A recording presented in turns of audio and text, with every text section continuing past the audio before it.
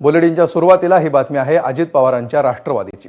पक्षाचे अध्यक्ष अजित पवारांच्या सूचना पक्षातील नेते आणि आमदारच वारंवार पायदळी तुडवत आहेत का असा सवाल निर्माण झालाय। पक्षाने नोटीस बजावून सुद्धा अहिल्यानगरचे आमदार संग्राम जगताप यांनी पुन्हा वादग्रस्त वक्तव्य केलंय। हिरवे साप ठेचले पाहिजेत असं वादग्रस्त विधान जन आक्रोश आंदोलनात त्यांनी केलं। तर त्याचवेळी सरकारमध्ये मंत्री असणाऱ्या भुजबळांनी सरकार विरोधात भूमिका घेत ओबीसी बचावचा नारा दिलाय। तसंच आपली भूमिका अजित पवारांना देखील माहीत असल्याचं सांगताना भुजबळ अजित पवारांचं ऐकत नाहीत अशी चर्चा आहे। त्यामुळे अजितदादांना पक्ष सांभाळताना अंतर्गत विरोध सहन करावा लागत असल्याची ही चर्चा आहे।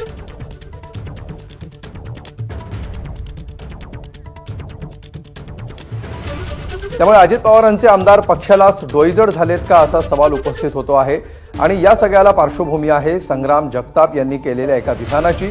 एका जाहीर सभेमध्ये बोलताना त्यांनी हिंदूंनी यंदाच्या दिवाळीमध्ये केवळ हिंदूंकडूनच वस्तू खरेदी कराव्यात अशी भूमिका जाहीरपणे मांडलेली होती। आणि त्यानंतर महाराष्ट्राच्या राजकारणात चर्चा सुरू झालेली होती।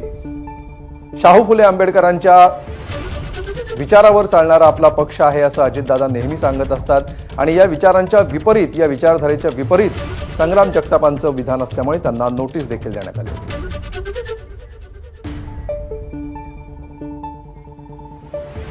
तर संग्राम जगतापांच्या या विधानानंतर शरद पवारांनी नाराजी व्यक्त केली।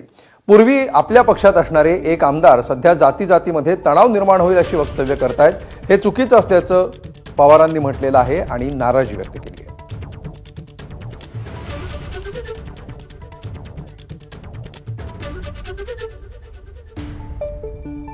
पूर्वी आपल्या पक्षात असणारे एक आमदार सध्या समाजात तणाव निर्माण होईल असं वक्तव्य करतायत, हे चुकीचं आहे।